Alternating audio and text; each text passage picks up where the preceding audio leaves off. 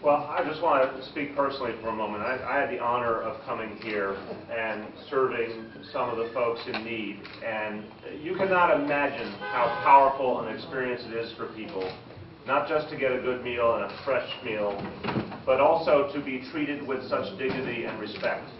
I want to tell you, we owe such debt of gratitude to Joel and Willie, everyone who's been fighting on this issue, but I want to single out Alexander Rapaport because this is a labor of love.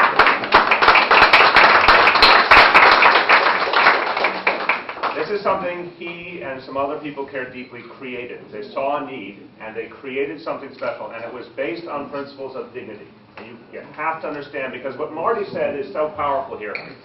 People in need and people who are hungry often are facing two huge challenges, not just the hunger and the poverty, but the shame.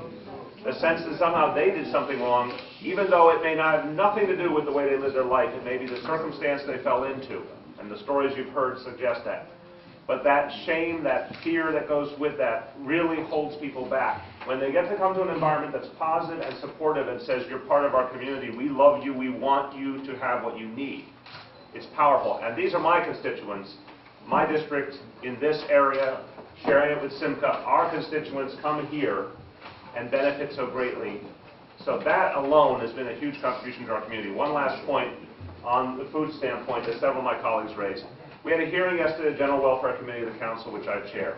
And I challenged Commissioner Dorr to end the stigmatizing practice of fingerprinting food stamp applicants. Because it's only adding to that shame, and it's only making it harder for people. And to do so much more to allow people to sign up via the internet and so many other ways that modern technology allows us to get people the food stamps they deserve. But one other thing I asked him, and this is pertinent to MASBIA and so many other organizations. Recently, the mayor and the governor did very well by all the emergency food efforts, the soup kitchens, the food pantries. They added some resources. But the next budget process is beginning. February, the mayor will announce his preliminary budget. I said, Commissioner, can you guarantee me the mayor will not cut back emergency food programs in that budget? He said, no, I'm not in a position to guarantee that, but I give him credit. He said, I would argue against it, and it would be the wrong thing to do, which was powerful and honest of him.